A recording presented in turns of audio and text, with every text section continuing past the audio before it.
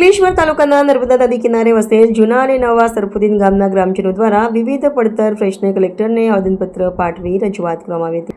અંકલેશ્વરના જૂના અને નવા સરફુદ્દીન ગામના ગ્રામજનો દ્વારા આજરોજ કલેક્ટરને આવેદનપત્ર પાઠવવામાં આવ્યું હતું, જેમાં જણાવ્યા અનુસાર ભાડભૂત બેરેજ યોજનાને કારણે નર્મદા નદીમાં ડુબાણમાં જતા જૂના સરફુદ્દીનની ગામ તળની જગ્યા તેમજ મકાનો ડુબાણમાં આવતા હોવાથી ખસેડવાની જે તજવીજ ગુજરાત સરકાર મહેસૂલ વિભાગ સચિવાલય ગાંધીનગર દ્વારા 39 મકાનોનું જાહેરનામું આપ્યું છે, તે અનુસંધાને નવી જગ્યા ફાળવવાની માંગ કરવામાં આવી છે।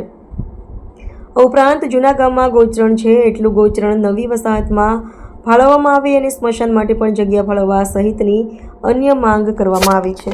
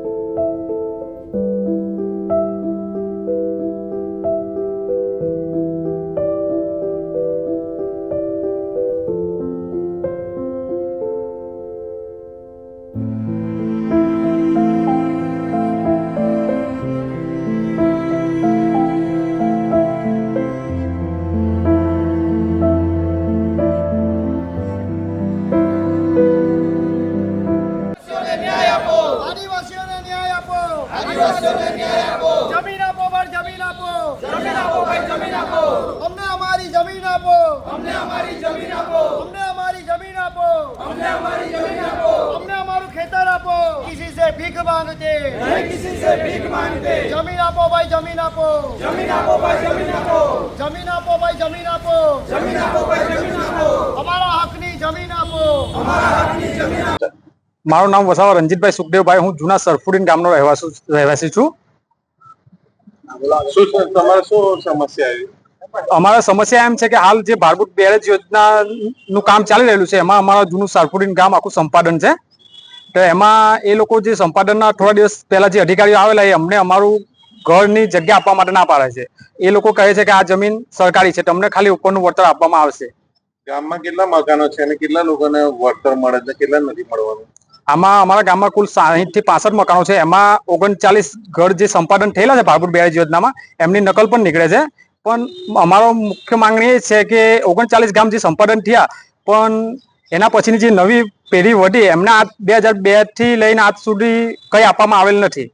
તો અમારી માંગણી એ જ છે કે 2002માં અમને જે કૈલાસનગર કરીને અંકલેશ્વર ખાતે જે હાલ રેલ પૂરતું સ્થળાંતર માટે જે મકાનો આપવામાં આવેલા હતા તે બહુ નાના છે, 15 બાય 15 એવા। હવે અમારે એક પરિવારમાં 4 થી 5 છોકરા છે। હવે અમારે તે જુદી એટલા 15 બાય 15 મકાનમાં રહેવું કઈ? હવે હાલના તબક્કે સમસ્યા એમ છે કે ભાડભૂત બેરેજ યોજનામાં જો અમારું ગામ સ્થળાંતર કરે તો અમારે જેવું કે એ લોકો જમીનથી લઈ કશું આપવાની ના પાડે છે। તો અમારી માંગ જ છે કે અમને જમીનના બદલામાં જમીન આપો રહેવા માટે। અમારો મુખ્ય વ્યવસાય માછીમારીથી લઈને ખેતી છે। આ ભાડભૂત બેરેજ યોજનામાં અમારો ખેતીથી લઈને ઘર સુધી બધું જાય છે। હવે એ લોકો એવું કહે છે કે તમારા કૈલાસનગર જે તમને આવાસ આપેલી છે ત્યાં જતું રહેવું, પણ ત્યાં અમારે ક્યાં જવું? એક પરિવારમાં 5 થી 6 છોકરા છે। હવે તેમાં આવે જગ્યા આવે એમ જ નથી 15 બાય 15 મકાનમાં। તે અમારા બાપ દાદાને મળેલું છે, એની પછી અમને આજ સુધી કોઈ મકાન કે કોઈ આવાસ મળેલ નથી।